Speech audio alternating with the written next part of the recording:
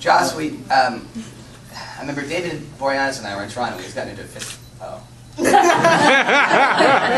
Joss was, he was great. He would always call me his Alec Guinness, because it's like when he directed me, he would just have to give me a look.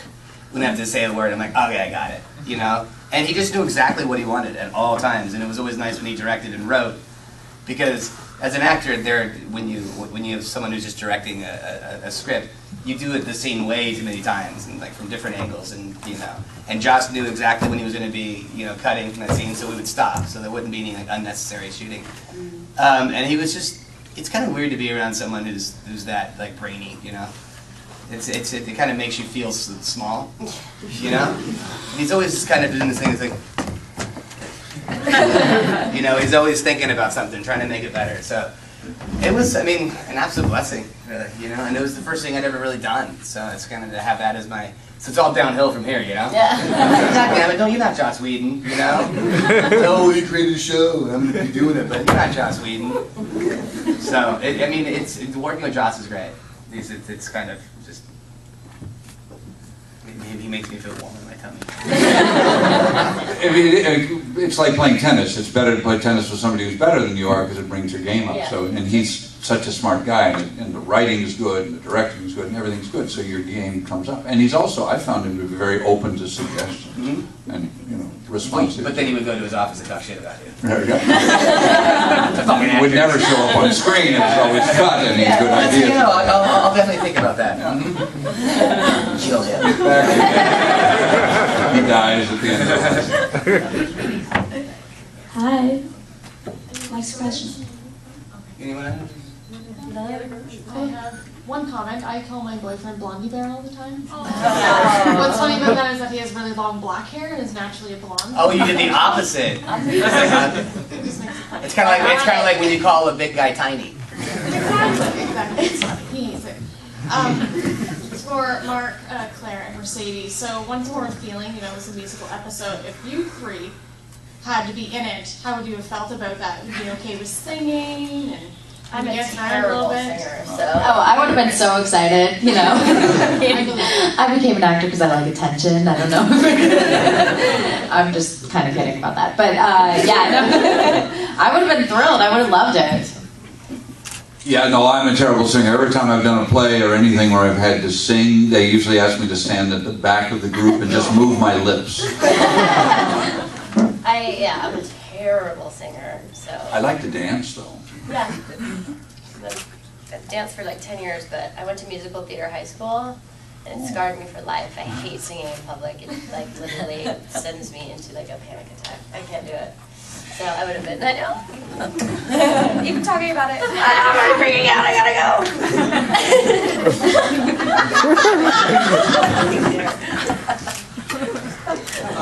Yes. No. What? Yo, Nappy Weed. It's okay, keep going. Banter's, as I say, banter is fine. My question's more for Nicholas and Mercedes. So of course everyone knows that the Buffy series is basically continued now in comic book form. How does it feel to see the characters you basically made iconic, their stories basically continuing without your, I suppose, input, or your addition to it? Never had an input. Yeah. Well, So it's essentially the same, really. It's nice because it gives you guys what you want, to kind of I would have loved to have done it in live action too. Yeah. And I think I heard season 9 is coming out this summer, I think. something like that. And it's just nice because it keeps the interest level there, and and Joss came up with an amazing thing, so it really has taken off. And so it's just nice to kind of still be out there, because I sign a lot of the comic books, and it's great to kind of still be Does your relevant. comic look like you? It's me with an eye patch, so like a cartoon version of me. Mine does have a Jay Leno chin. Does yours? little Jay Leno in there. One long face. Exactly. Thanks, guys. Awesome. How are your tits? Are they ginormous? Huge tits. Yeah. Thank you. You're welcome. I just want to say that first, the opening entrance for Glory was probably one of the most television, more epic scenery of a beautiful woman coming in, you're thinking she's a monster. It's like, boom, it's Kramer, so that was really nice. A general question, actually for Nick. For Hush, how hard was it for you guys to basically to film the episode when you basically can't really communicate verbally with your fellow actor? I mean, it made it easier in terms of going home, because after you're done working, you have to go home and learn your lines for the next day. So it's almost like we got a free pass, you know? Yeah. So it was essentially just kind of, because it's just like all, you know, it was fairly simple, you know? Because when the cameras weren't on, we did talk to each other. Could you imagine if they made us not talk? Then I would have gone nuts. Because I don't know, I mean, you don't know me that well, but I can't not talk. That's right. For Claire, giving that glory she had to die, did you like the way that she died? I mean, I liked the episode in general, but I think I would have preferred her if she was going to go out as Glory and not as Ben. You know, I mean, it was just, I don't know. That's I don't know how else they would have resolved it, because I know they had to get rid of me, but I would have liked to have seen her go like as herself. Thank you.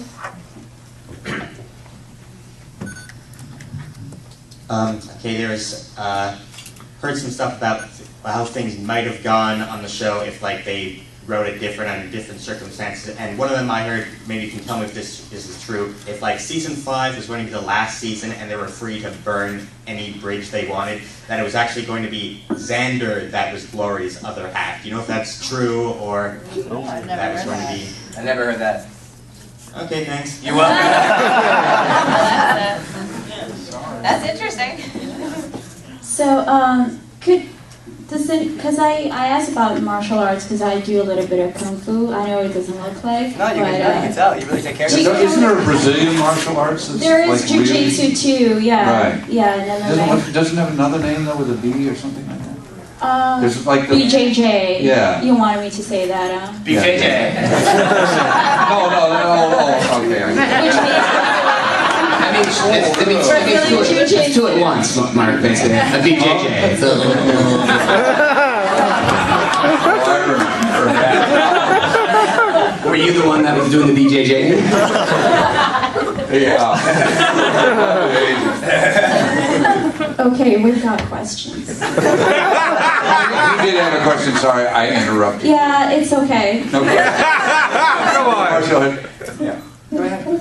No, but the Brazilian one does win I was all going the to time. ask you if we could do a little, after, you know, all the questions and stuff, we could do a little, like, I'm the Buffy or the vampire. Yo, Sure, Glenn. she wants to kick your ass. I did a little Tai Chi, which is much slower. That would be a great So matchup. I'm sure you'll win, but I'm happy to let you win. I don't think she would let you win, Mark. I think she would kick your ass. I mean, I wouldn't have to let her win. No, I'm sure she'd kick my ass. Yeah, I think. She could paddle my ass. Hi. I have a paddle. Hello. Hello. I have a couple questions.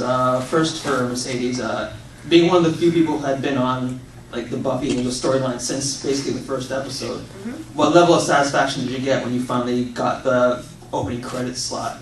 For Mercedes? That actually hurt. It was a compliment.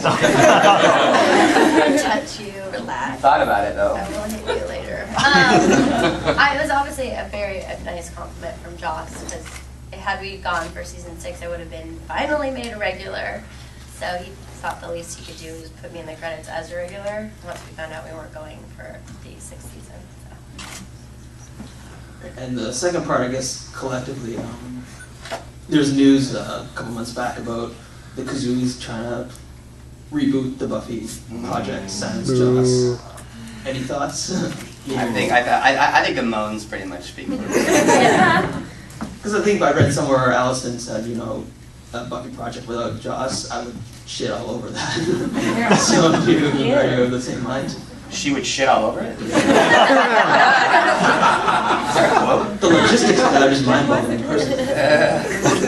I'm more concerned about her shitting all over it. I want to try to see the reboot than that. I think she speaks for herself.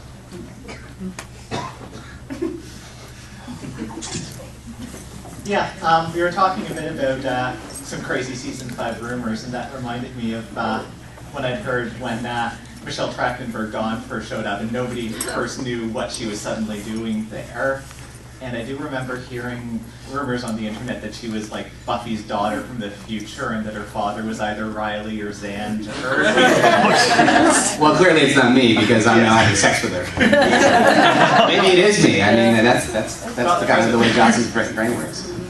I never, we never really went on. There were never really rumors because we were kind of stuck in the reality of it all. Right. So we were too concerned. We were concerned about like this, and but. I just think that, I was never plugged in on the rumors.